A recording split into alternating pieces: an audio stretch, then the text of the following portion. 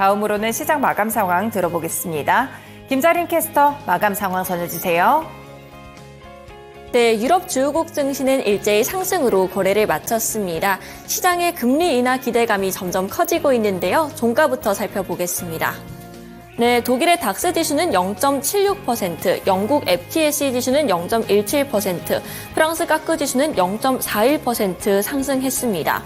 ECB가 금리 인하를 할 것이라는 기대감이 점점 퍼지면서 시장에는 낙관론이 나오고 있습니다. 로이터 통신에 따르면 시장은 ECB가 6월에 첫 금리 인하에 나설 것이라는 데 가능성을 60% 정도로 점치고 있고요. 또 시티은행에 따르면 유럽 증시가 올 들어 6% 정도 추가적인 상승이 가능하다라고 보고 있습니다. 한편 어제장에서는 1% 이내 소폭의 상승만을 보였습니다. 추가적인 이벤트가 없는 가운데 시장은 다음 일정을 기다리고 있는데요. 미국의 2월 PCE 가격 지수 그리고 파월 의장의 발언까지 예정되어 있습니다. 한편 글로벌 헤지펀드들이 미국 주식을 덜어내고 유럽 증시를 사들이고 있습니다. 미국 증시가 고평가됐다는 우려감 속에서 유럽 증시가 안정적인 성장세를 보이고 있고 또 상대적으로 저렴하다는 강점이 있기 때문입니다. 최선호 업종은 IT, 반도체, 생명과학 쪽이라고 하고요. 특히 골드만삭스는 그래놀라즈를 주목하고 있습니다. 이 그래놀라즈는 네덜란드 ASML, 덴마크의 노보노디스크를 포함해서 유럽 증시를 선도하는 11개의 업체를 이르는 말입니다. 이렇게 유럽 증시에 대해 시장의 기대감이 점점 커지는 상황 속에서 실제로 최근 두 달 들어 유럽 스톡스 600 지수가 9%대 상승세를 기록했고요. 어제장에서도 그 상승세를 그대로 이어가는 모습이었습니다. 국제 유가로 넘어가겠습니다. 네, 국제 유가는 어제장에서는 0.4% 하락으로 마무리가 됐습니다. 81달러 선에서 현재 거래가 되고 있는데요. 국제 유가 관해서는 러시아의 원유 공급 문제부터 살펴보겠습니다. 우크라이나가 러시아의 원유 시설을 피습하면서 그 여파가 여전히 이어지고 있습니다. 우크라이나의 드론 공격으로 인해서 막대한 피해를 입은 건데요. 실제로 여전히 모스크바 테러의 배후로 푸틴 대통령이 우크라이나가 배후에 있다라는 주장을 굽히지 않고 있어서 지정학적인 리스크가 점점 고조되고 있습니다. 거기에 이제 러시아가 오펙 플러스 감산에 동참했습니다. 6월 말까지 하루 900만 배럴 생산 유지를 목표로 하고 있고요. 인도가 이제 미국의 추가적인 제재로 인해서 러시아의 대량 원유 수입이 불가피한 상황이기 때문에 러시아는 타격을 받을 것으로 보이고 이런 감산 조치에 동참한 것으로 풀이가 됩니다. 네, 국제유가는 결국 이렇게 소폭의 하락을 보였지만 결국 중장기적으로는 상방 압력이 더 크기 때문에 결국은 상승으로 돌아설 것이라는 시장의 전망이 우세한 상황입니다. 금 가격으로 넘어가 보겠습니다. 금 가격은 0.095% 상승했습니다. 2,201달러에서 거래가 되고 있는데요. 큰 폭의 상승은 아니고 여전히 보합권 수준에서 움직이고 있습니다. 다만 2,200선을 넘어섰다는 데에는 조금 의의를 줄 수 있겠습니다. 2,100 후반대에서 계속해서 등락을 이어가다가 결국 2,200선을 앞두고 계속해서 주춤하는 모습이 나오고 있습니다. 다만 지정학적 리스크가 고조되고 있고 또 중국이 경기 불안으로 인해서 중국 쪽에서 금을 대량 매수하고 있다는 점이 이 금 가격의 상방 압력으로 작용을 했습니다. 이렇게 금 가격은 소폭의 상승으로 거래가 되고 있습니다. 이렇게 유럽 주요국 증시부터 원자재 가격 마감 상황까지 함께 짚어봤습니다. 이어서 SH인베스트먼트 김선영 연구원 통해서 뉴욕 증시 마감 상황 알아보겠습니다. 네, 연구원님 안녕하세요. 예, 안녕하십니까. 간밤 뉴욕 증시 어떻게 흘러갔는지 궁금합니다. 어떤 분위기 보였을까요? 예, 오는 금요일 개장 전 발표되는 2월 개인 소비 지출, 즉 PCE 물가 지수를 앞둔 경계 심리 속에 오늘 뉴욕 증시는 소폭의 하락세를 보였으며 지수별로는 다우 지수가 0.08%, S&P 500은 0.28, 나스닥은 0.4%의 악세를 보였습니다.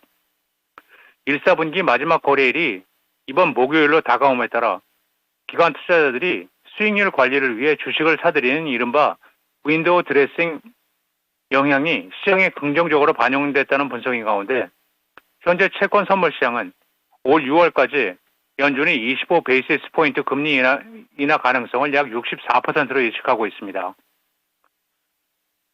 지난 목요일 일제히 사상 최고치를 3대 지수가 경신한 이후 이 거래일째 조정을 지속했던 주가 지수들은 그간 약세를 보였던 테슬라가 2.9% 이상 오르면서 분위기 반전에 성공했으며 시게이트 테크놀로지가 7% 이상 급등했고, 맥도날드와의 파트너십 확대를 발표한 도넛 업체 크리스피 크림이 39% 이상 폭등하는 등 IT 기업 외 기업들의 주가 상승이 돋보였는데요.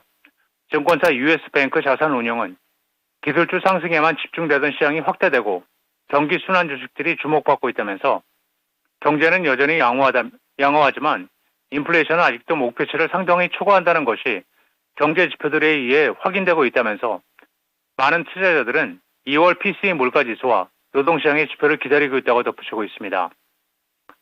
오늘 업종별로는 소매, 금융, 임의 소비재, 헬스케어, 건설, 방산, 부동산 업종 등이 상승했던 반면 유틸리티, 에너지, 운송, 제조업이 하락했으며 벤치마크인 10년 만기 국채금리는 전일 대비 하락한 4.234%, 달러 인덱스는 0.1%의 소폭 상승세를 보였습니다.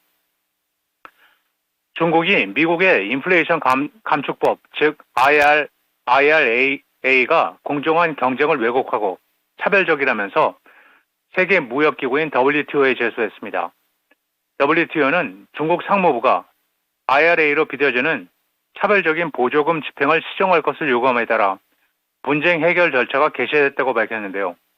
중국은 특정 지역에서 생산된 부품을 탑재한 전기차에만 보조금을 지급하고 중국산 제품들은 제외했다면서 기후변화에 대응하고 환경을 보호하겠다는 미명하에 IRA가 시행되고 있지만 실제로는 미국에서 생산된 제품을 구매, 사용하거나 특정 지역에서 수입해야 보조금을 지급함으로써 본질적으로 차별적인 속성을 띠고 있다고 주장을 하고 있습니다.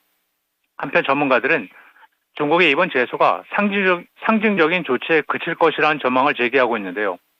국제무역 분쟁에 대한 최종 판단을 내리는 대법원격인 WTO 상소기구는 지난 2019년 12월 미국의 상소위원 선임 보이콧으로 인해 기능이 마비됐기 때문이며 최근 전 세계적으로 전기차를 둘러싼 무역 갈등이 격화되고 있는 가운데 유럽연합 역시 불공정 보조금 혐의로 중국에서 수입되는 전기차에 대한 추가 관세를 부과하는 방안을 검토 중인 것으로 알려지고 있습니다. 미국 경제의 호조에도 불구하고 미국의 3월 소비자 신뢰지수는 전달 대비 소폭 하락했습니다. 민간 경제기관인 컨퍼런스 보드는 미국의 소비자 신뢰지수가 2월에 104.8에서 3월에는 104.7로 소폭 하락했다고 밝혔는데요. 이는 시장의 예상치였던 106.5를 하회한 것으로 4개월 내 최저치였습니다.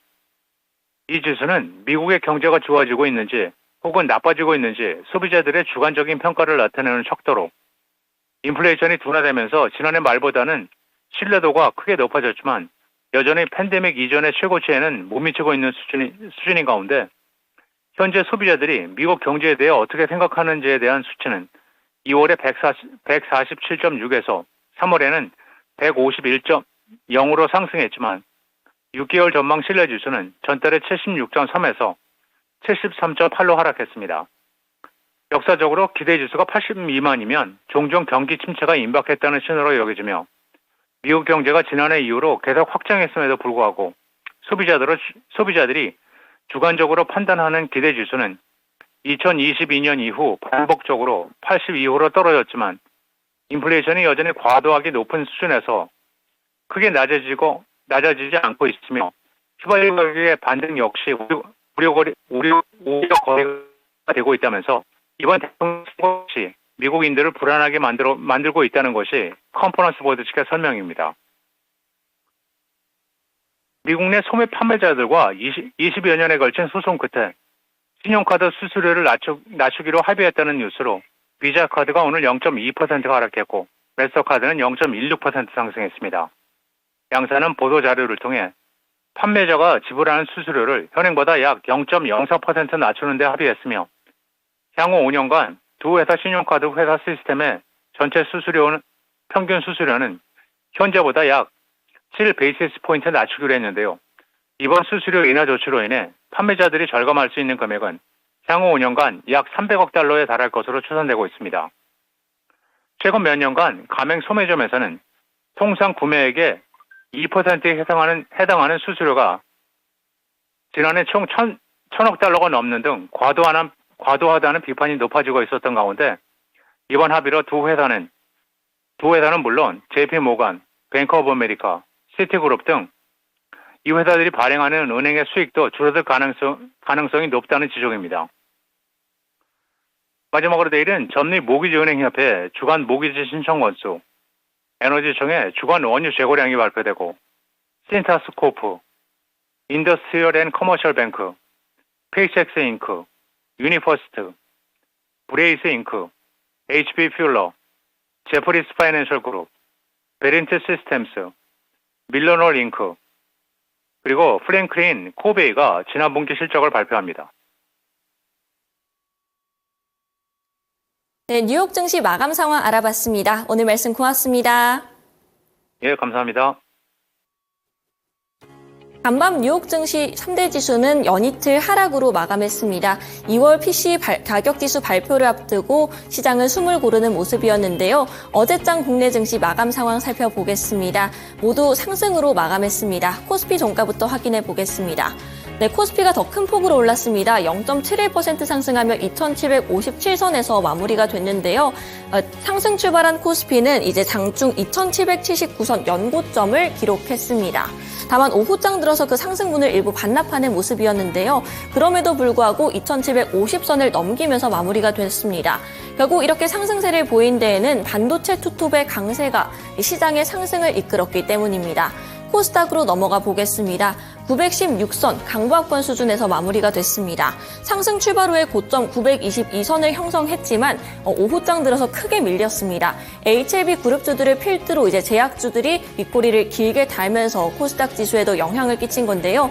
결국 0.26% 상승한 916선에서 마무리가 됐습니다. 선물지수는 0.91% 상승했습니다. 네, 어제장에서는 코스피의 상승이 뚜렷했는데요. 외국인과 기관의 쌍끌이 매수세가 있었습니다. 네, 자세하게 살펴보시면 외국인이 더 큰 폭으로 사들였습니다. 외국인이 6,230억 원 사들였고요. 기관의 경우에는 금융투자를 중심으로 4,822억 원 사자세를 기록했습니다. 다만 개인이 1조 원 넘는 매도 물량을 출회했다는 점까지 한번 살펴보시면 좋을 것 같습니다. 네, 코스닥으로 넘어가 보겠습니다. 코스닥에서는 개인과 외국인이 사자세를 보였습니다. 개인은 534억 원, 외국인은 722억 원 매수 우위를 보였지만 개인의 경우에는 장중 들어서 매도 포지션을 계속해서 변경하는 모습이었습니다. 결국 소폭의 매수 우위를 기록했고요. 기관의 경우에는 365억 원 팔자세를 기록했습니다. 그럼에도 불구하고 연기금 쪽에서는 연이틀 매수세가 들어오고 있다는 점도 챙겨가시기 바랍니다. 이렇게 투자주체별 매매 동향까지 모두 살펴봤는데요. 어제장 종목별로 살펴보시면 삼천당제약, 한미반도체, 그리고 엔젤로보틱스 쪽으로 수급이 3조 원 이상 쏠렸다고 합니다. 그리고 그 관련 섹터들도 함께 상승하는 모습이었는데요. 먼저 한미반도체를 시작으로 반도체주부터 살펴보겠습니다. 네, 한미반도체가 SK하이닉스와 HBM 장비 공급 계약에 성공을 했습니다. 주력 제품인 TC본더를 이제 215조 원 규모로 추가 수주하겠다는 건데요. 이 한미반도체의 경우에는 올 들어 2배가량 급등세를 보였습니다. 어제장에서도 15%가량의 상승세를 보이면서 11만 2,500원의 종가를 형성했습니다. 그 외에도 이제 어제장 반도체주 이야기에선 삼성전자와 SK하이닉스 이야기를 빼놓을 수 없을 것 같은데요. 일단 SK하이닉스 먼저 보시면 4.25% 오르면서 신고가를 경신했고요. 삼성전자는 2%대 강세로 결국 8만 전자에 달성을 했습니다. 이 삼성전자 조금 밀리면서 7만 9,900원의 종가를 형성했습니다만 2년 3개월 만에 8만 전자를 달성했다는 데는 의의가 있습니다. 또 어제는 mem콘 2024 관련해서 CXL 관련 종목들이 주목을 받았습니다. mem콘 2024의 주 논제가 CXL이라고 하는데요. 삼성전자와 SK하이닉스가 이 CXL 관련된 개발 현황이나 상용화에 관한 발표가 있을 예정이라고 하고요. 관련 종목들로는 파두가 가장 크게 올랐습니다. 10% 급등세가 나왔고요. 외에도 이제 네오셈, 엑시콘 같은 종목들도 일제히 강세로 마감이 됐습니다. 네, 간밤 추가된 소식도 함께 살펴보겠습니다. 네, 간밤에 이제 이 mem콘 2024가 결국 개최가 됐고요. 또 이제 마이크론은 1%대 강세를 보였지만 엔비디아를 필두로 뉴욕 증시에서 기술주들은 일제히 약세로 전환했습니다. 이어서 바이오 종목 살펴보겠습니다. 네, 삼천당 제약이 월요일장에서는 이제 황반변성 치료제 관련된 모멘텀으로 상한가에 직행했는데요. 어제장에서는 비만 치료제가 화두였습니다. 제약 컨퍼런스에서 경구용 GLP-1 비만 치료제를 미국 제약사와 독점 계약했다는 소식이 들려왔습니다. 그 외에도 미국에 이어서 유럽이나 일본까지 관련 계약 논의를 협의 중이라고 하니까 그 기대감이 점점 커지고 있는 상황인데요. 결국 어제장에서도 26.37% 오르며 14만 원 선에 진입을 했습니다. 결국 삼천당 제약은 시가총액 10위권, 코스닥 시가총액 10위권에 진입하는 모습이었고요. 관련해서 엮여있는 옵투스 제약도 10%대 급등세가 나왔습니다. 넘어가서 HLB 그룹주들도 함께 살펴보도록 하겠습니다. 어제장 큰 이슈는 없었는데 오후장 들어서 크게 밀리는 모습이었습니다. 차익 실현 매물이 쏟아진 것으로 풀이가 되는데요. HLB 생명과학 그리고 HLB 파나진 같은 종목들은 결국 하락 전환으로 마무리가 됐고요. 또 HLB의 경우에는 장중 하락으로 돌아서긴 했습니다만 결국 낙폭을 만회하면서 1%대 강세로 마무리가 됐습니다. 네, 이렇게 바이오 종목들까지 모두 살펴봤고요. 이어서 보안주 함께 보겠습니다. 네, 센즈랩이 마이크로소프트와 손을 잡고 보안기술 협업에 나섰습니다. 이 AI 같은, 이 챗GPT 같은 AI 기술을 보안적으로 적용해서 사이버 보안 기술을 개발하겠다는 건데요. 마이크로소프트의 인프라를 적극 활용하겠다는 계획입니다. 네, 또 보안이 주목받은 배경에는 미국과 영국이 중국 쪽 해커 집단으로부터 사이버 공격을 받았기 때문입니다. 어제장에서는 이제 뉴질랜드도 관련된 이슈가 함께 부각을 받았고요. 관련 종목들 바로 살펴보겠습니다. 센즈랩이 상한가까지 올랐습니다. 네, 12,270원에 거래를 마쳤고 K사인 역시 가격 제한폭까지 오르는 모습을 확인할 수 있었습니다. 모니터랩도 25% 급등, 엑스게이트, 이글루 같은 종목들도 각각 5%대, 13%대 강세를 기록했습니다. 이 종목들의 경우에는 끝까지 탄력을 잘 유지하면서 마무리가 됐기 때문에 오늘 장에서도 추가적인 시세를 기대해 볼 수 있을지 한번 살펴보시면 좋겠고요. 어제장 특징 섹터 3가지 모두 짚어드렸습니다. 글로벌 시황 마감 전해드렸습니다.